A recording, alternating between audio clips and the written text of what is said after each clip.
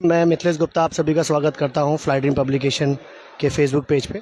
और हम लोग अभी हैं लखनऊ में, जहां पर राष्ट्रीय पुस्तक मेला चल रहा है 22 सितंबर से लेकर 2 अक्टूबर तक।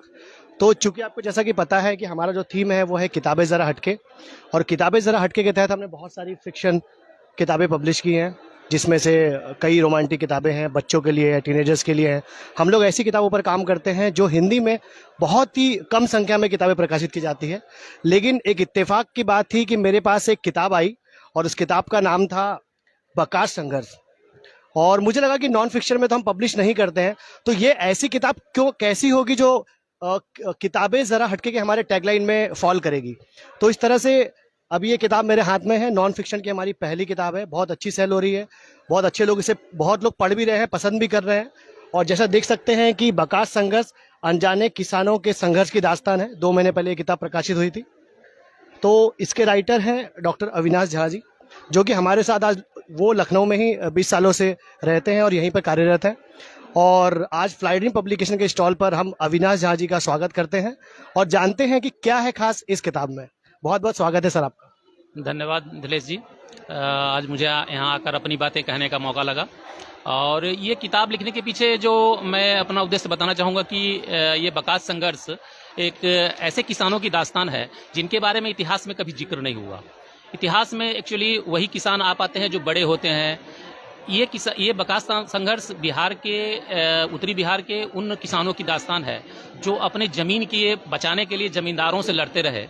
और ज़मींदारों के साथ साथ उस समय जो प्रांतीय सरकार आ चुकी थी कांग्रेस की, उनके खिलाफ लड़ते रहे। उनको सपोर्ट सिर्फ बिहार प्रांतीय किसान सभा ने दिया था, कांग्रेस का कोई सपोर्ट नहीं मिला था, क्योंकि वो सरकार बनी थी, वह एक तरह से पार्टी बन के खड़ी थी। अंग्रेज चीन से हटे थे, लेकिन जमींदार अंग्रेजों का ही पक्ष ले रहे थे। तो किताब लिखने का एक तरीका ये था कि ये पूरी तरह से इसको इतिहास के बतौर लिखा जाए। तो हमने ये सोचा कि अगर किताब को एकेडमिक बना दिया जाएगा या ऐतिहासिक रूप से लिखा जाएगा तो इसकी दायरा कम हो जाता है। आजकल बहुत सारे लोग हैं जो किसानों की कहानी को कहानी के रूप तौर जानना चाहते हैं।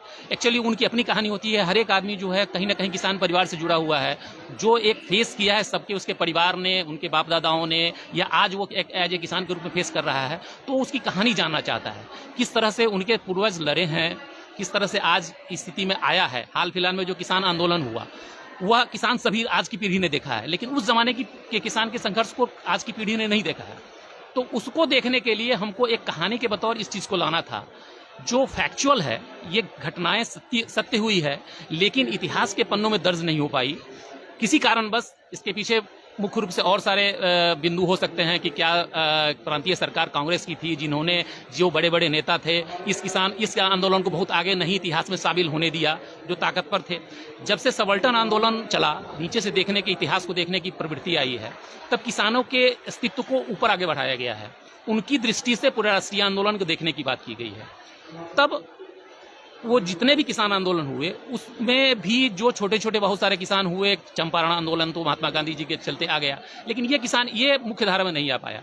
हालांकि इसके नेता जो स्वामी सहजानंद सरस्वती थे, वो प्रांतीय किसान सभा के थे, और उनके साथ बाबा नागार्जुन, उस जमाने के जितने भी राहुल सांस्कृतायन थे, उसके बाद आपके कार्यानंद शर्मा थे, जदुनंदन शर्मा थे, रामनंदन मिश्र, तो बहुत सारे किसान थे जो बहुत नाम पे नहीं आ पाए थे, राष्ट्रीय स्तर पर नहीं आए, लेकिन इन्होंने लड़ाई उतनी ही लड़ी है, उतनी ही ढंग से लड़ी जिस तरह से आम किसान के लड़ रहे थे। आम जो स्वतंत्रता संग्राम थे, सेनानी थे, वो लड़ रहे थे। तो इनको बतौर जो वजूद है, वो जो पहचान है उनकी, वह एक स्वतंत्रता सेनानी के रूप में होनी चाहिए थी, वह नहीं मिल पाई।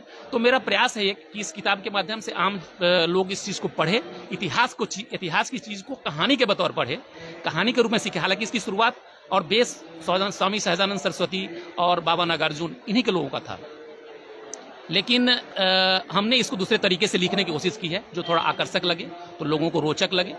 और ये प्रयास मेरा कहाँ तक सफल हो पाता है, ये तो पाठक ही बता पाएंगे। आपने इसको सबके सामने लाने का प्रयास किया, इसके लिए धन्यवाद।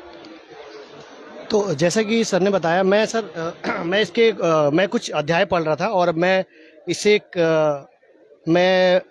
इसमें से एक कोट्स पढ़ना चाहूँगा। जब आपने कहा, जालिम जमींदार का मुकाबला अकेले तो कोई कर ही नहीं सकता है। उसके पीठ पर थाने का दरोगा साहब, जिले के कलेक्टर साहब, इलाके भर के जमींदार, पंडित, मौलवी सब थे। पश्चिम के 10 लठैत जवान और नेपाल के 5 खुखरी बहादुर भी। तो जैसे आप जब इस तरह के कोट्स यूज करते हैं अपनी किताब में, तो इसका क्या मकसद था? क्या आप उन वाकई जो संघर्ष हुआ है, जो आप उन कई जो फेमस लोग थे, प्रसिद्ध थे इसके अंदर, तो आप इस तरह के कोट्स जो निकालते हैं, ये सर 101 पे है, तो आपका क्या मकसद रहा कि आपने हर अध्याय में देखा बहुत ही बेहतरीन, आपने कुछ बहुत ही अच्छे संवादों को, कोट्स को आपने उठा के रखा है, उसके पीछे आपकी मंशा क्या थी? हमारी मंशा ये थी कि एक तो पहले मैंने बताया कि इसको साहित्यिक रूप पुट देना था, जिससे लोगों को ये आकर्षक लगे और पढ़ने के लिए समझ पाए। हालांकि ये जितने भी क्वेट्स वगैरह थे, ये सब बड़े फेमस लेखकों के हैं। जैसे ये आपने जो बताया, वो बलचनमा किताब थी एक नागार्जुन की, बाबा नागार्जुन की, जो यात्री जी के नाम से काफी प्रसिद्ध है। उन्होंने खुद इस लड़ाई में सहयोग किया है राहुल सांस्कृतायन के साथ, और उनके साथ वो जेल में भी रहे हैं। उन्होंने अपनी कई किताबों में इस चीज का, बकास आंदोलन का जिक्र किया है, कहानी के बतौर जिक्र हुआ है। तो उसी बकास के कहानी में किस तरह किसान लड़ रहे थे, उसमें एक ये लाइन आया है जो मुझे अच्छा लगा था, और हमने जो इस किताब से संबंधित भी है, कि वो किसान किस तरह से कहता है कि जालिम जमींदार का मुकाबला अकेले तो कोई कर ही नहीं सकता, क्योंकि उनके सामने जो उसकी पीठ पर कौन कौन है, जमींदार के आगे दरोगा साहब भी हैं, जिले के कलेक्टर साहब भी हैं, इलाके भर के जमींदार हैं, पंडित मौलवी सब हैं, यहाँ तक कि लठैत है, पश्चिम के जो आए हैं, नेपाल के 5 खुखरी वाले बहादुर है। वो जमींदार उस समय खुखरी बहादुर रखा करते थे, उसमें बंदूक गोली तो रखते नहीं थे, वो खुखरी वाले रखा करते थे।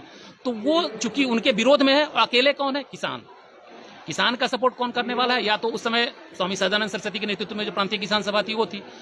कांग्रेस खुल के सपोर्ट नहीं कर रही थी। उनका जो समाजवादी गुट था, जो जवाहरलाल नेहरू, जो बाद में भारत के प्रधानमंत्री भी हुए, उनके नेतृत्व में कांग्रेस समाजवादी पार्टी एक अलग ग्रुप बनाई हुई थी, जो प्रेशर ग्रुप था, वो सपोर्ट कर रहे थे किसानों को। बाकी मुख्य धारा के जो किसान कांग्रेस थी, वो सपोर्ट नहीं कर रही थी।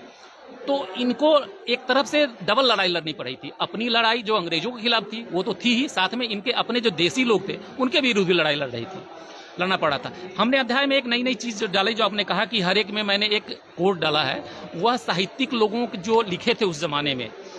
जैसे एक राहुल सांस्कृतायन जी थे, उनका ये कहना था कि जिस तरह से लोग एक कहावत कहते हैं ना कि अंग्रेज ने महात्मा गांधी को पर ज्यादा टॉर्चर क्यों नहीं किया, बाकी को तो गोली मार दिया, लेकिन महात्मा गांधी को क्यों नहीं किया। उसके पीछे कारण था। गांधी जी यही कहते थे कि आप एक कोई थप्पड़ मारे तो हम सहन कर ले। अहिंसा के सामने नैतिक बल समाप्त हो जाता है। किसी भी सामने वाले अधिकारी का जो जबरदस्त आदमी होता है, जमींदार होता है, नेता होते हैं, या जो भी होता है, उनका नैतिक बल खत्म हो जाता है। तो इनका कहना यही था कि मेरा जो पीला वस्त्र है, चूंकि मैं पीला वस्त्र धारण करता हूं, बौद्ध थे ये, तो मैं उन पर कोई आदमी हमको लाठी नहीं चला सकता, क्योंकि उनको ये भी डर होता है कि हम एक बौद्ध भिक्षु पर लगा रहे हैं। मुझको एक किसान नेता ही नहीं मानता है, वो बौद्ध भिक्षु भी मानता है। वही महात्मा गांधी के साथ था, वही स्वामी सदानंद सरस्वती के था। भारतीय नेचर में एक जो धर्म के प्रति आस्था है और धर्म के प्रति विश्वास है लोगों के प्रति, उस पर कोई जल्दी टच करने की कोशिश नहीं करता था। इसलिए महात्मा गांधी ने कभी कभी जो राम राज्य की बात की और जो धार्मिक बातों को उठाया, उन्होंने पुट दिया, उसके पीछे यही उद्देश्य था कि वो आदमी को छूता था, उनकी बातों उनके वहां तक पहुंचती थी। वो राहुल सांस्कृतायन जी ने कहा। एक जो वहाँ के मनोरंजन प्रसाद सिन्हा, जो उस समय के बहुत सारे कवि थे, जो उस समय में बकास आंदोलन के बारे में लिखा करते थे, उनका एक लाइन बहुत अच्छा है, जो अगर है तो भोजपुरी में, लेकिन आज आप उसको पढ़ेंगे तो आपको समझ में आएगा कि कितना अच्छा उन्होंने लिखा था कि जहवा थोड़े दिन पहले ही होत रहे लाखों मन गल्ला और धान रे फिरंगिया। मतलब वो एक विदेशिया टाइप का, जो भिखारी ठाकुर जी बाद में लिखे उस करने के लिए, उसी सुर में गाना था उनका, जो गाना कहते थे कि उहे आज हाय राम मथबा पर हाथ धरी बिलक के रोवेला किसान रे फिरंगिया। अपने सर पे हाथ रख करके किसान रो रहा है। 700 लाख दूधू सांच भूखे रहे, दोनों सांच 700 लाख लोग उस समय जो पॉपुलेशन था वो भूखे रहे। हरदम परेला अकाल रे फिरंगिया, जेहू कुछ बाँचेला तो ओकरो के लाद लाद ले जाला समुंदर के पार फिरंगिया। जो बचा उसको सब टैक्स वसूल के अंग्रेज ले जा रहे थे अपने ब्रिटेन। तो अंग्रेजों के खिलाफ एक तरह था, लेकिन दूसरी तरफ वो यहाँ के जो जमींदार थे, जो उनके प्रतिनिधि थे, उनके खिलाफ ये लड़ाई थी।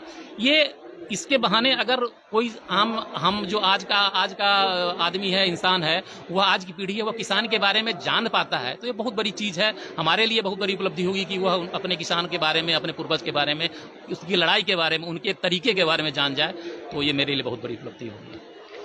बहुत बहुत धन्यवाद अविनाश जी। और जैसा अविनाश जी ने कहा कि आज के समय में किसानों के बारे में लिखना बहुत ज़रूरी है, और जितना ज़रूरी लिखना है उससे ज़्यादा उसे पढ़ना भी ज़रूरी है, क्योंकि हम लोग एक क्लेम तो करते हैं कि यार हमें किसानों के बारे में जानना है और एक सिंपैथी क्रिएट करने के लिए सोशल मीडिया में पोस्ट आ जाती है।